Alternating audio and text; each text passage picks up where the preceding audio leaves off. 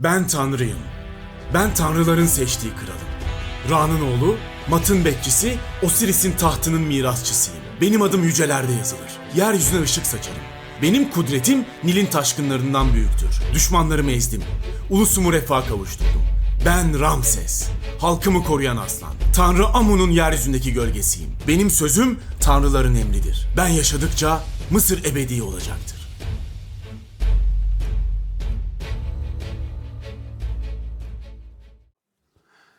Abu Simbel, güneşin ve kralların tapınağı. Bundan tam 3200 yıl önce bir firavun düşünün. Ölümsüz olmak isteyen, yalnızca halkına değil, düşmanlarına, tanrılara ve hatta gerçeğe bir mesaj bırakmak isteyen. Ve işte burası. İkinci Ramses'in ölümsüzlük anıtı. Ama bu tapınak bir savaşın, bir felaketin ve mucizevi bir kurtuluşun hikayesi. Şimdi sizi güneşin tapınağına götürüyorum. Düşünsene, milattan önce 13. yüzyıldasın. Hükümdarın antik Mısır'ın en kudretli firavunlarından biri 2. Ramses. Adam sadece bir kral değil ki, aynı zamanda bir savaşçı, bir tanrı ve muhteşem bir inşaatçı. Ya hedefi ne? Kendi ölümsüzlüğünü taşlara taşımak. Ve işte Nil Nehri'nin kıyısında, Nubya topraklarında Abu Simbel'de bu mucize doğuyor. Öndeki 4 devasa heykel 2. Ramses'in farklı inançlarını temsil ediyor gibi görünse de aslında tam olarak kanıtlanmış bir durum değil. Heykellerin hepsi 2. Ramses'in tahta oturmuş halde başında çift taç, yukarı ve aşağı Mısır'ın birleşimini simgeleyen bir taç ile gösteriliyor. Ancak dikkatli bakarsanız yüz hatlarında hafif farklılıklar var. Ve bazı Mısır bilimciler bunun Ramses'in gençliği olduğu ve yaşlılığını temsil ettiğini öne sürüyorlar. Ve bir başka teoriye göre de ise bu heykeller onun ilahi ve sonsuz gücünü göstermek için tekrar yapılmış bir heykeldir. Yani şöyle söyleyebilirim. Gençliğinden yaşlılığına kadar yapılmış ama onun gücünü göstermek için bu işçilik, bu sanat buraya dökülmüştür. Peki bu tapınak neden bu kadar önemli? Kudretin simgesi. Bu tapınak Nubyalılara ve Firavun düşmanlara ben buradayım, benden korkun demenin bir yolu. Bu devasa heykeller ise tam 20 metre boyunda. Ve hepsi 2. Ramses'in ta kendisi. Savaşçı, hükümdar ve tanrı. Baksanıza, güneş altında bile gölgeleri ürkütücü. Buraya gelen tüm düşmanlar ne yapıyor biliyor musunuz? Bu taş heykeller üzerinde diz çökmek zorunda kalıyor. Gizemli güneş olayı nedir biliyor musunuz? Abu Simbel tapınağının içerisinde Amon-Ra, Ra, Horakti, Tah ve 2. Ramses'in heykelleri var. Ama işin en büyüleyici kısmı nedir biliyor musunuz? Her yıl 22 Şubat ve 22 Ekim'de güneş tapınağın içerisine giriyor ve sadece Amon-Ra, Horakti ve 2. Ramses'in heykellerini aydınlatıyor. Ama sadece bir tanrı kalıyor. Tah ise asla ışık vurmamaktadır. Çünkü neden biliyor musun?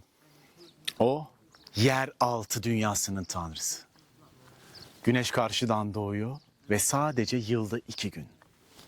Bu gizemli odadan giriyor ve sadece o 3 tanrının heykellerini aydınlatıyor. Bir felaketten nasıl kurtuldu?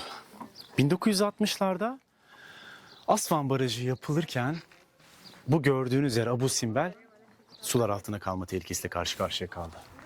Peki ne oldu biliyor musunuz? UNESCO devreye girdi. Tam 1964-1968 yılları arasında tapınak 65 metre oradan alındı, buraya taşındı. Parçalar halinde kesildi ve yeniden inşa edildi. Ve bugün hala orijinal formunda duruyor. Bu biliyor musunuz?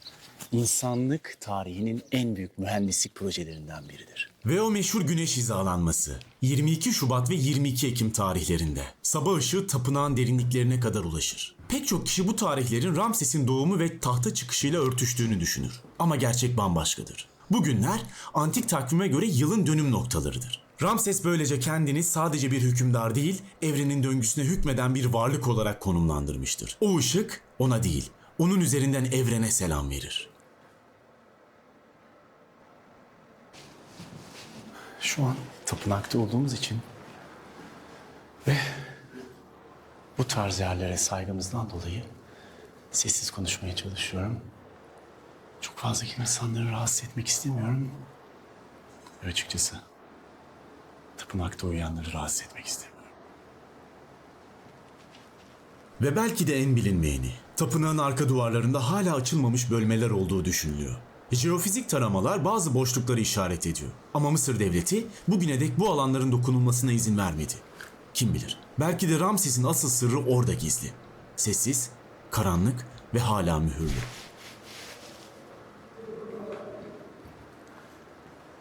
Başlarda dediğim gibi tam 3200 yıl önce bir firavun düşünün. Ölümsüz olmak isteyen. Yalnızca halkına değil, düşmanlarına, tanrılara ve hatta geleceğe bir mesaj bırakmak isteyen. Bilmeni isterim ki Abu Simbel aslında iki tapınaktan oluşur. Biri Tanrı Kral Ramses için, diğeri ise Kraliçe Nefertari'dir. Antik Mısır tarihinde ilk kez bir kadına, bir kraliçeye, kral ile eşit büyüklükte bir tapınak inşa edilmiştir. Bu yalnızca aşkın değil, siyasetin bir ilanıdır. Zira Nefertari bir Nubya prensesiydi. Ramses hem bu toprakları egemenliği altına almak hem de halkın kalbine ulaşmak için bu mimariyi seçti. Tapınak bir evliliğin değil, bir stratejinin sembolüdür. Ama içeri adım attığında seni karşılayan sadece dev heykeller değildir. Duvarlarda Ramses'in birçok yüzü vardır. Tanrı, kral, Fatih. Fakat dikkatli bir göz başka bir ayrıntıyı da fark eder. Bazı kabartmalarda tanrılar olağanüstü detaylarla onu korur. Çünkü Ramses ölümsüzlüğü değil, ebedi korunmayı istemiştir. Gücün arkasındaki kırılganlığı yalnızca taşlara fısıldamıştır.